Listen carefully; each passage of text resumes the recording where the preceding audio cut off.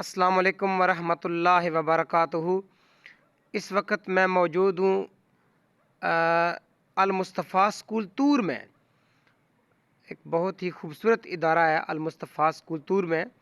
یہاں میں آپ کو آج ایک بہت عظیم ہستی سے ملانے جا رہا ہوں، اور بتانا یہ چاہتا ہوں کہ دیکھیں آپ کہ جہاں پر اہل حق بیٹھتے ہیں، جہاں پر علم و معرفت کے چراغ جلاتے ہیں، وہاں پر کوئی چوکیدار نہیں، کوئی یہاں پر سیکورٹی نہیں۔ علم کا ایک سمندر، علم کا ایک آفتاب اپنی کرنوں سے جو ہے وہ اپنے سامعین کو معزوز کر رہے ہیں، اور اہل حق جہاں بھی بیٹھتے ہیں وہاں ان کی حفاظت اللہ اپنے محافظ فرشتوں سے کراتا ہے۔ تو آج دیکھیں یہ کوئی دروازہ ہی نہیں، بلکہ یہ بات تو عین حق اور واضح ہوگی کہ دروازہ ہی کوئی نہیں۔ سبحان اللہ، سبحان اللہ۔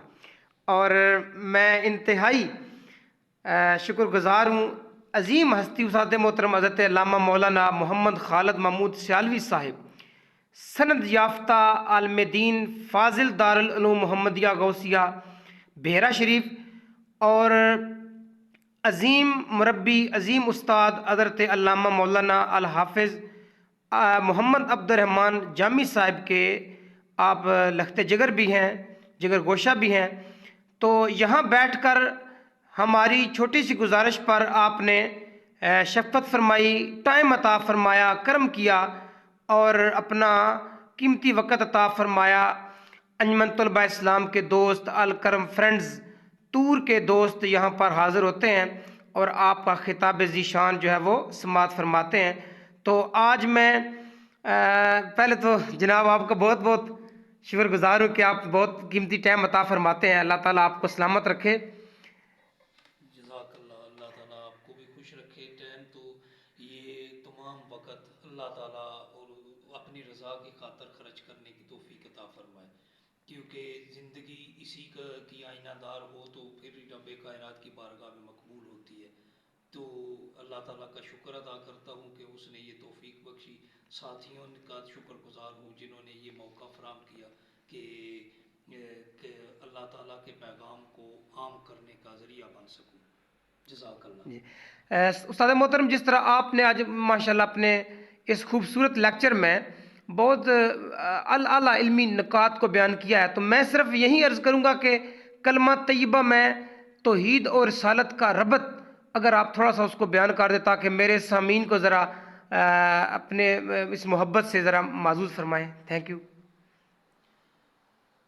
اعوذ باللہ من الشیطان الرجیم، بسم اللہ الرحمن الرحیم۔ سب سے پہلے تو رب کائنات کی بارگاہ میں عرض ہے کہ وہ مجھے توفیق بخشے کہ حق بیان ہو سکے۔ تو کلمہ طیبہ بذات خود اس بات کا شاہد ہے کہ توحید و رسالت کا کیا ربط ہے اور اسے کس اعتبار سے دیکھنا چاہیے۔ کلمہ کو پڑھیں تو لا الہ الا اللہ محمد الرسول اللہ، اس کے دو حصے ہیں، ایک میں توحید ہے، دوسرے میں رسالت ہے۔ تو دونوں کے درمیان میں اللہ تعالیٰ نے کوئی حرف ربط بیان نہیں فرمایا، جس کا مطلب یہ ہوگا کہ توحید اور رسالت دونوں ایک دوسرے سے اس طرح مربوط ہیں کہ ان میں سے کسی ایک کا ماننا یہ کافی نہیں ہوگا، بلکہ دونوں کا بے یک وقت تسلیم کرنا ضروری ہوگا۔ اس لیے کوئی بندہ اگر لا الہ الا اللہ صرف پڑھتا رہے تو وہ دائرہ اسلام میں داخل نہیں ہو سکتا جب تک وہ محمد الرسول اللہ کا اعلان نہیں کرے گا۔ اسی طرح صرف محمد الرسول اللہ کہہ دینے سے اور اللہ تعالیٰ کی الوہیت کا اقرار نہ کرنے سے بھی بندہ دائرہ اسلام میں داخل نہیں ہو سکتا۔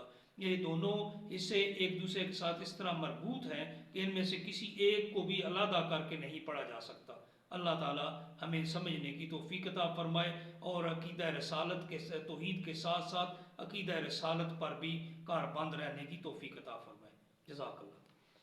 بڑی نوازش، بڑا شکریہ آپ کا استاد محترم۔ میں بار دیگر آپ کی خدمت میں یہ کلمات تشکر پیش کرتا ہوں کہ اللہ تعالیٰ آپ کا سایہ عاطفت ہمارے سروں پر قائم دائم فرمائے۔ حضرات گرامی، آپ ہمارے لیے اتنے ہی ارزاں ہیں جتنا کہ اللہ کی نعمت پانی ہے، یا جس طرح کہ میں عرض کر سکتا ہوں کہ سورج کی کرنیں ہمارے لیے سستی ہیں اور ارزاں ہیں۔ اللہ رب العالمین اس طرح کے علماء ربانیین کا سایہ ہمارے سروں پر قائم دائم فرمائے، اور یہ ہماری ضرورت کے مطابق اپنے علم سے، اپنی حکمت سے جو ہے وہ ہمیں مالا مال کرتے رہیں۔ میں بار دیگر آپ کو یہ دکھا دیتا ہوں جی، یہ وہ چوکھٹ ہے، یہ وہ چوکھٹ ہے جو بے در چوکھٹ ہے، بلکہ بے دروازہ چوکھٹ ہے جی۔ تو اللہ تعالیٰ علماء ربانیین کی حفاظت فرمائے، اپنے محافظین فرشتوں سے اللہ تعالیٰ کی حفاظت فرمائے، اور ان کا سایہ تا دیر ہمارے سر پر قائم دائم فرمائے۔ تھینک یو، جزاک اللہ۔